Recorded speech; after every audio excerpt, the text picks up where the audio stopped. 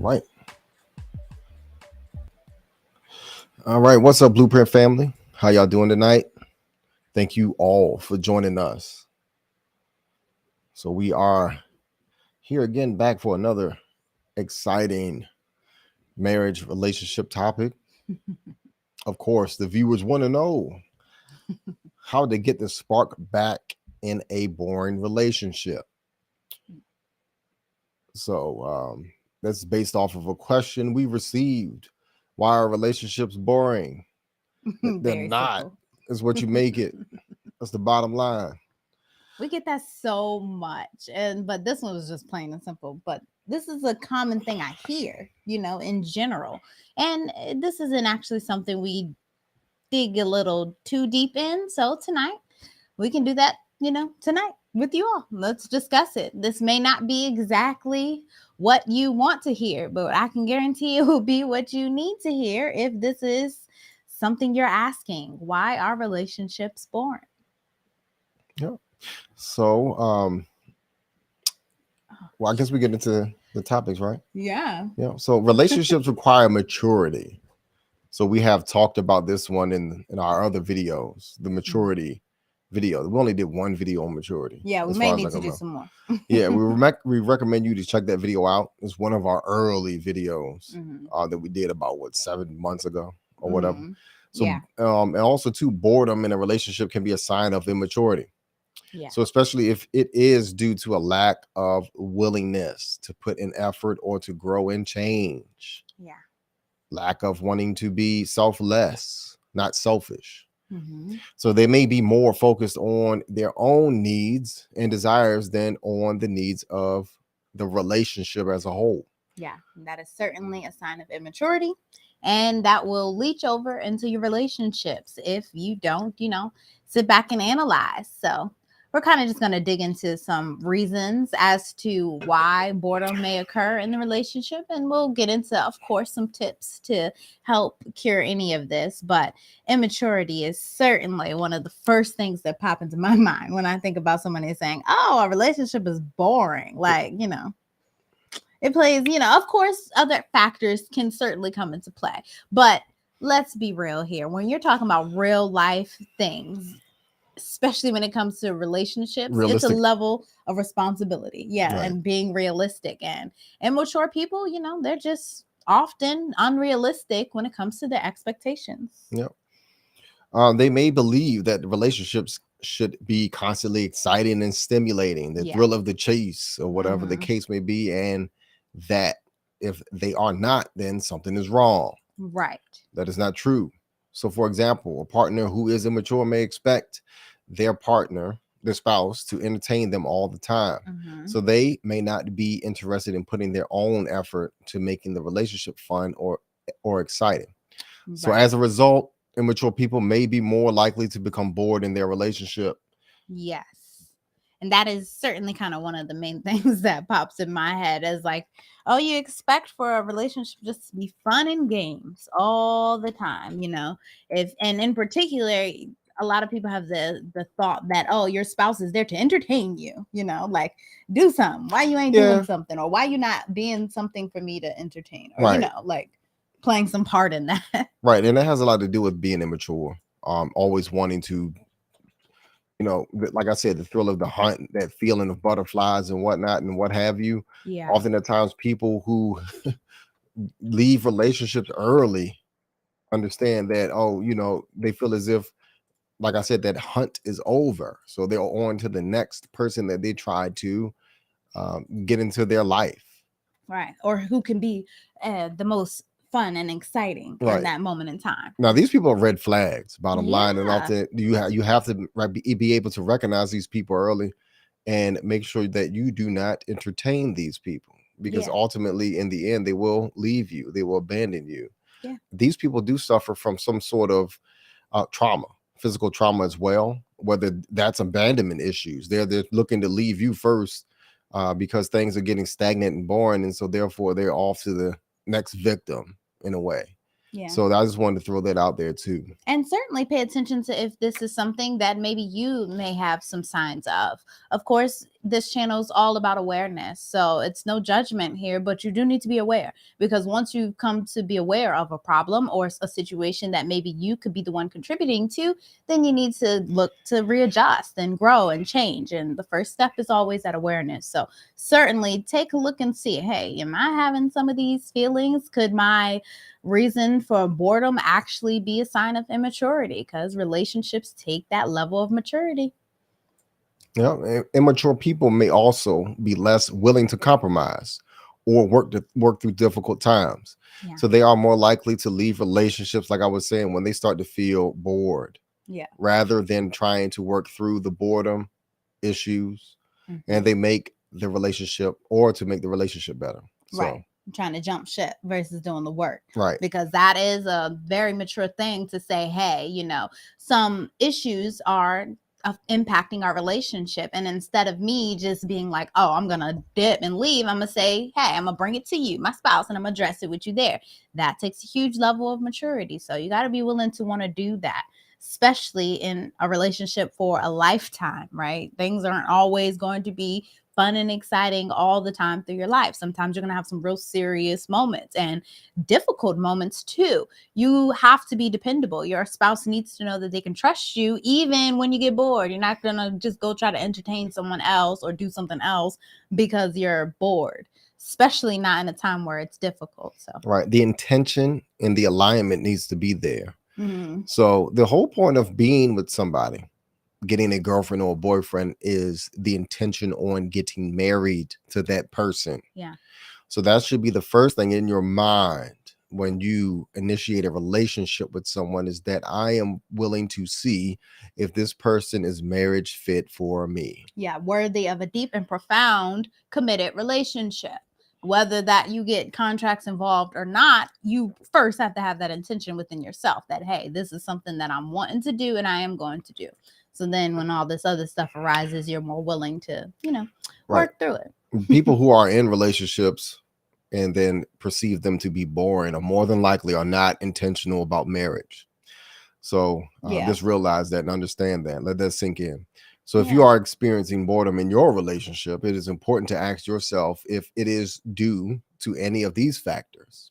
Yeah. If you are not willing to put in the effort, compromise, or grow and change, then it is possible that your boredom is actually a sign of immaturity, and you're probably not ready for a deep and profound committed relationship. So boredom in a relationship can also be caused by a number of personal problems. So for example, if one spouse is struggling with a mental health condition such as depression or anxiety, then they may be less energetic and interested in doing things with you. So they may also be more withdrawn and less emotionally available. So this can make the other spouse feel bored and neglected. Yes. Mental health is big within our community now more than ever. I love that there is more awareness of it, how it impacts all of us as humans, but also how, it impacts your relationships as well. Because you want to be whole within yourself as, a person before you're trying to merge another person with your reality. So in particular, if you're having any type of depression, any type of anxiety, and you know that this is something you're going through, the beautiful thing about being in a relationship is it offers you that opportunity to have someone to talk to about this. Don't hold this in. Speak up and talk and communicate with your spouse and say, hey, I'm going through something right now. I'm not quite sure, if you're not quite sure what it is, look to have them support you as you seek out, third-party help, whether a counselor or a well-vetted therapist, whatever route you decide to take. But certainly you have to address this verbally with your spouse so that you aren't acting in a nonverbal way, such as, like my husband saying, being withdrawn, emotionally unavailable, which will then also impact your spouse. And that can, they may feel bored or neglected or, not fulfilled in the relationship because of the things you're going through, when it may not even be intentional. You may really love your spouse and want to be with your spouse, but you're going through something personal. So this is why it's really important to communicate about those changes mentally, spiritually, emotionally, physically, all of that with your spouse. And personal problems such as financial stress, work problems, or family issues can also lead to boredom in a relationship. Yeah. So when one spouse is preoccupied with other problems, they may not have the time to emotional bandwidth to invest in the relationship. So this can make the other spouse feel like they are not a priority. Yeah. Yeah, especially thinking of like financial situations going on now. We, talk about the economy and all that other stuff. And just in general, it's a high alert time where people may be more stressed out than usual. So, But more importantly, these are mature issues. These yeah, are mature situations. You grow up and you pay bills. yeah, So, and then also too, on average, the Americans, we're living paycheck to paycheck. I would say on average, globally, probably in poverty rather. So, right. The financial stress is impactful. right, mature relationships go through these situations. It's not always fun and games, and it's Yeah. not always situations to where, um, it may not be always enjoyable. But what's more important is that you all stick together and work through these difficulties. Yeah, together. Communicate. It's 10 times better to go through it with somebody than alone. Trust me on that. So you certainly want to be able to work through things with your spouse. Or against somebody, rather. Exactly. Exactly. Yeah. So in some cases, boredom in a relationship can be a sign of a deeper problem, Yeah. such as a lack of communication, intimacy, or shared interest. So if the problem is not addressed, then they can lead to more serious breakdowns in the relationship. So, Yeah. so number one, for example, if you are not communicating effectively with your spouse, you may not be able to share your needs and desires, and you may not be able to understand their needs and desires as well. So this can Yeah. lead to feeling of boredom and disconnect. Yeah. Communication. That is a big one. We always talk about that. Number one thing in a relationship. We'll probably say it 1,000 more times, but you have to make that effort to communicate more openly and honestly with your spouse. You got to share your thoughts, you got to share your feelings, your needs with them, and be willing to listen to them as well. Take in what their, perspective of what's going on, and actively work together in this. You got to. That's one of the main issues, I think, when it comes to boredom, is because someone isn't communicating and there's a lack of connection there. Yeah. Got to be sure to do that. And then intimacy. This is one Yeah. I was thinking of. So, Mhm. or creating intimacy. So intimacy is more than just sex. It is also includes emotional and intellectual intimacy. So if Yeah. you are not feeling emotionally or intellectually connected to your spouse, you may feel bored and unfulfilled. So take Mhm. time to build those things. Go on dates, take Mhm. trips together, talk, hike, go outdoors, enjoy each other company. Yeah. Talk about what intimacy means to you specifically. Everybody, we always talk about people want to get into love languages and stuff like that. Well, what does intimacy look like for you? And what do you need? What are some things that, you love for your spouse to do to show, that they connect with you mentally, physically, all that great stuff, and be willing to compromise too. So if your spouse, has a higher sex drive than you, be willing to compromise, be willing to, work on ways of getting yourself in the mood more often so that you're able to connect with your spouse in that time. Never reject ways of connecting with each other. That's super important. That, especially when it comes to intimacy, it's supposed to be a bond that just you and your spouse have, that's, so different, because nobody else will know what you two do. So that within itself makes it so beautiful and a great opportunity for you guys to really connect. So really make sure to make that time for intimacy. Yep. And then number three, it is normal to have different interests from your spouse, Yeah. but it's important to have shared interests as well. So if you have nothing in common with your spouse, you may find it difficult to spend time together and connect on a deeper level. So Yeah. find ways to share interests that you can enjoy. So this could be anything from playing sports to watching movies, understand what their hobbies are, Mm-hmm. participating in those, playing games together, talking, reading together, Yeah. digesting what you read together Mm-hmm. or watched as far as movies, all those things that keep you together. Yeah, be actively interested in your Right. spouse. That should be your. And when we talk about, in the beginning, how it's kind of immature to expect your spouse to always entertain you. No, they're not there to always entertain you, but you should be interested in them. You should be, fascinated by the type of person they are. What do they like to do? What interests them? And then looking to join them in that. It's always a moment to connect with your spouse.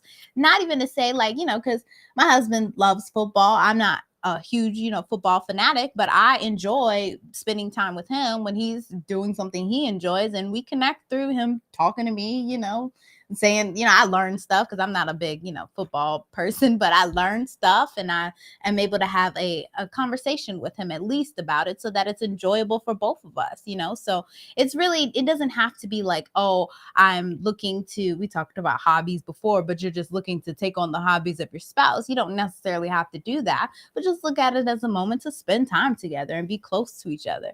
Even like my husband playing video games. Sometimes he's playing video games on the bed and I'm reading on the bed, but we are touching legs close, or whatever, feeling connected to each other. We may not be directly doing something together, but we are, close and connected and feeling connected to each other. So still all these little things, they may seem like little things, but it's really big when it comes to your day-to-day interaction with your spouse, and actively looking for moments, especially if you're really busy, if you both are working, if you have children, all these things going on. You have to be really intentional about, hey, I'm going to spend some time with you. I don't know what you're doing, but I'm going to be doing this, and I hope to see you, nearby, whatever. Just look for those times to connect with your spouse, though. Yeah. So if you are feeling resentful towards your spouse, it can be difficult to enjoy spending time together. So a resentment can be caused by a number of things, such as feeling like you are doing more than your fair share in the relationship. Feeling like your spouse is not meeting your needs, or feeling like your spouse is taking you for granted. So you want to make sure that you talk to your spouse about these things that are bothering you. So be honest about how you are feeling and what you need. Be willing to work together to resolve your changes, but also to understand that change needs some sort of change you're looking for. Now, understand that you can't change your spouse, but you can only hope to inspire them to change. So understand that as well. That's only natural. So you can't always look to change people. Right. And you certainly don't want to feel resentful for your spouse if they are doing or acting in a way that isn't, making you feel very good. So if you are finding that you're doing way more work and you want your spouse to, pitch in, it's not actually, maybe the boredom that you're experiencing, but just the overwhelmment from your day-to-day tasks that you're doing, and you actually have a deeper issue you need to address with your spouse. Really be willing to look and see, like, hey, what's really going on here? Is there something else that I need to talk to you about, maybe work through, so that we can really start enjoying our time together if I'm actually having a hard time, wanting to be with you anyway. Yeah. And then number 5, lastly, lack of personal growth. So it is important to continue to grow and change as a person. So even in a relationship, relationships are supposed to make you better, mature. So if you are not growing it as a person, you may feel bored and restless in your relationship. Yeah, it reminds me of like a job, a person that like gets bored in the job and then they want to go leave that job and go to the next job. And it's because they're not growing within that job anymore. Maybe they've maxed out all their learning or whatever they could at that job. Then just that within itself is going to make them want to up and leave, because you're like, wow, I ain't, but truth be told, that's like a waste of time. Right. That's more of a personal thing, though, than it is actually in your relationship, especially if your relationship is healthy. Now, all these things we're talking about, it should be in a healthy relationship, right? So overall, you should have those fundamental things that we talked about last night about making sure your relationship is on track. If you got that all up and going good and you really just are bored in your relationship, it probably may be something personal where you need to take on a new hobby, learn some new things, challenge yourself as a person, maybe physical fitness, mental, read, all these different things that you can do to help improve yourself will keep you a little less feeling, bored versus, looking to your spouse. So make an effort to continue to learn and grow as a person. So set goals for yourself and work towards achieving them. Find new hobbies and interests. Yeah. And have those goals within your relationship as well. We talked about them last night too. They're always important. You really have to have those goals in your relationship and actively be working towards them together. That will help you keep, your eyes focused on what's really important and really feeling like you're going somewhere and doing some things and accomplishing things. Yeah. So if you are experiencing boredom in your relationship, it is important to talk to your spouse about them. So be honest about how you are feeling and what what you need to improve the relationship. So if you Yeah. are both willing to work on it, you can find ways to overcome your boredom and build a stronger, more fulfilling relationship. Yeah. But you both have to be willing to do this too. Yeah. Yeah.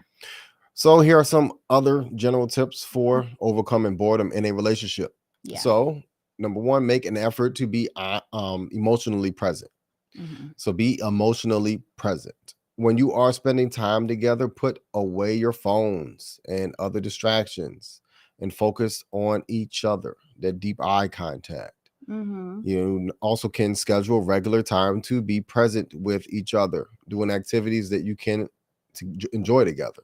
Yeah. I like to think of the overall what I forget who where I first heard this from, but the idea of only doing one thing at a time, that really allowing you to focus and harness all your energy towards that one thing. Sometimes we can get so wrapped up in multitasking and doing so many things that we're spreading our energy so thin that when you're actually looking to connect with your spouse, you're not really there. Your mind is on TikTok, Instagram, and all these other places versus actually with your spouse. So it's really important to make that dedicated time to where you're actively and intently with each other, spending time with each other, loving each other. Right. Next, try new things. So step outside of your comfort zone and try new activities together, such as taking a cooking class, going hiking, or trying a new restaurant. Yeah. We talked about some of these in our last some of these great ideas last week. So check Yeah. out that video. Yeah, date night ideas. I think one of my favorite from that is the camping and actually going out together and maybe hunting or foraging or fishing and doing stuff like that. When I love when a couple can come together and work as a team. So a lot of times, like if you are finding yourself bored within your relationship, you're looking for a new challenge, actively go out and do things that are going to challenge you guys to work together as a team, especially something like that where it's actually very resourceful to where you can actually learn to be self-sufficient as a couple. That's a great thing and is much needed in this time. So really consider what are some things that we could do to help spark up some great things based on your own hobbies. What do you like to do? What does your spouse like to do? Maybe you can find some way to combine them together. There's a lot of different things that are out here for you to actually indulge in and find ways to enjoy. So I think meetup groups, there's some meetup groups you can get into, looking online, different like festivals and expos. It's all different types of events that you can go to your spouse. So never be shut off to having new experiences together. Yep. And then lastly, seek professional help if needed. Yeah. So if you are struggling to overcome your boredom on your own, consider taking on a therapist or a counselor. Yeah. They can help you to identify the root cause of your boredom and develop strategies to address it. Yeah. So as a find out ways to basically cope with this situation and try to overcome it as opposed of leaving your relationship. Yeah, especially if it's completely healthy and everything else is going well and this is a person who you want to spend time with and be with. Actively look for ways of addressing what is the root cause of your boredom, what's really going on here, actively seeing what's the real reason to why, if it's maybe personal or if it's actually within the relationship, and then develop those strategies. You got to do that.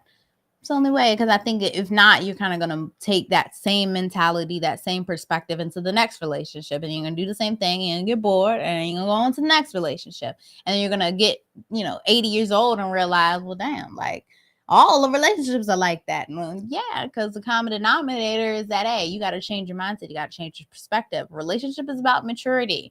It's not always fun, rainbows and games, and it's not always the most exciting thing in the world. But it can be if you allow your mindset to be, hey, I'm enjoying my relationship. I'm enjoying my life with my spouse. I'm not going to take them for granted. I'm going to be grateful that I have somebody here. Or if I'm dating somebody, I'm going to be grateful for their time that I'm spending with them, and I'm going to actively get to know them and see if there's really something there. It's really all about perspective. You can enjoy your time in hell if you really choose to. As crazy as that sounds, but it's true. So, well, I think that's all I got for the most part. Yep. So with that being said, are there any questions, comments, concerns, issues, topics, additional topics that you all like to cover tonight? By all means, this is a live show, so Anybody have anything else that they would like to discuss? Yeah. I think this is such an interesting thing. I hear it all the time. Relationships are boring. I don't really think they are, especially when you are actively looking to be in a relationship with somebody. Relationships are like mirrors. Well, I mean, I think the people who say that don't have the right intention or right mindset about relationships. Yeah. And they don't have probably never seen a realistic working relationship. So we had a Yeah. question. Yeah. Are you all professionals like counselors? Nah, but we have a lot of life experience, long-term relationship ourselves, married, coming up 11 years next month. Well, actually together 11 years, married 9 years Mhm. coming up officially. So Yeah, we're also that. consultants. Mhm. So we can help consult with the topic of marriage and relationships. Yeah, and between the both of us, we have a lot of experience with a lot of different things. So the ability to cope with a lot of situations, working through a lot of situations, recognizing healthy ones, non-healthy ones. I think overall, that experience that you get through life and actually going through things with your spouse really provides that added benefit that we could give to other couples, other people. And that's really why we choose to do what we do. Plus, also, God tells you, hey, you have reached a stage in your life to where you can be an example and you can, minister and talk to people and give them your insight. You're supposed to do that. Right, Mhm. because there's not enough people out here that's actually talking about keeping people together, Yeah. keeping relationships together. So that's one of our main focus, and then also to trying to defeat or lower the statistic of divorce rates, Yeah. because that's running rampant. And all of you all know that divorces ultimately destroys our communities. They So do. that's the whole perspective and understanding that children who are born with both of their parents and those parents stay together, the children have a better success rate in life. Yeah. So this is what we're doing that for the children, the community, for relationships, strong relationships, and just building a better nation overall, because that's what it equals up to. Yeah, for sure. So, but also too, this show is a sounding board for the community as well. So if there's anything that they want to talk about as far as family and relationships, anything on your hearts, that's a good question though. We really appreciate the question. Yeah. So are we professionals like counselors? I think we're just professionals as far as in the realm of life and our marriage, relationship, and experience. And we can also offer that consultation advice. Right. Yeah. Because realistically, how many of you all actually spoke to your parents about their relationship? Yeah. How many of you all's parents are actually in healthy relationships? How And many talked about how you did it. How many of you all actually came from a two-parent household? Right. How many of you all seen healthy to a healthy relationship by older adults or even younger adults? Right. People just people all together. Right. So I'm not trying to say that it's rare, but It is, though. Believe it or not, now more in this time more than ever, seeing those healthy examples and actually being able to talk to people. Yeah, to people have who them are offer actually that. Yeah. sharing their healthy example of their relationship. Yes, Yeah. no, I agree. Yeah, a lot of people share their failures, and there's certainly nothing wrong with learning from somebody's failures, but it's even better if you can learn from somebody who has already accomplished and is in complete alignment with where you want to be, because then they're able to offer you perspective from that state of alignment, which is going to offer you that chance to grab hold of it and create that same thing within your life. So that's kind of really what we really look to do here. Right, because that's the whole point. Like you don't hang around, that whole thing about birds of a feather. So you don't hang around on people that you don't want to aspire to be like, right, or associate yourself with, their hobbies, their habits, and things like that. So if you are looking for a healthy relationship, then this is the show for you. This is what you follow. You follow the advice of people who are in a healthy relationship, not those who are single giving out bad relationship advice. Right. So yeah. which a lot of people listen to. Yeah, and again, I think that's another reason, because of the where people naturally are resonating at, right? Unfortunately, there aren't a lot of healthy relationships that people are in, so people can connect and resonate more so with somebody who is like them and in that state. They are able to hear like, hey, somebody else is going through what I'm going through, and that's totally fine. We totally get that too. But if you want to have something different, if you are actively looking to have a different change in your life and a different result in your life, then yeah, more so reach out for those who can, help you out and offer a different perspective. Yeah.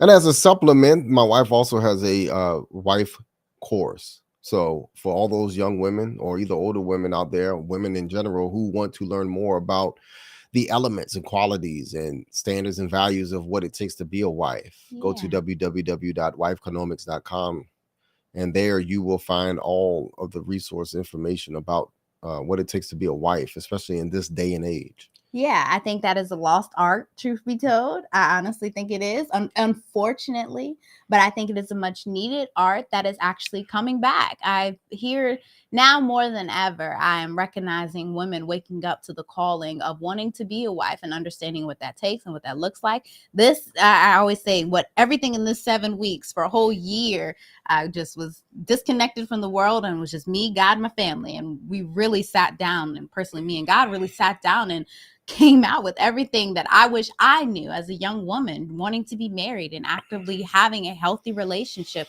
with the man and living in harmony with him. So I'm glad to be able to offer this, and I'm really excited for the help that it's going to be able to provide for our community.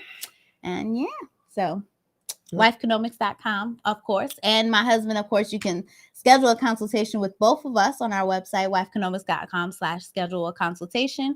You can get deeper insight with me and my husband, more male and female personal perspective of your own, situation and being able to actively solve it. That's what we love to work towards, being solution minded. We are a very solution minded family. We don't like to dwell too much on problems. We're more so like, hey, what's the problem? All right, let's figure this out. So if you need some help doing that, we are certainly here for that too. Yeah.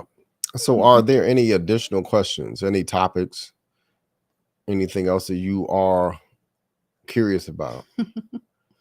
Thank you all for joining us, though. Let me check Facebook, Instagram. Nothing. Facebook, YouTube. Nope, no chats there. A little shorter one for tonight, but I think it was a good one nonetheless. Yeah, most definitely. So, Blueprint family, thank you all for joining us tonight. And then we will see you all tomorrow. Same time, same place.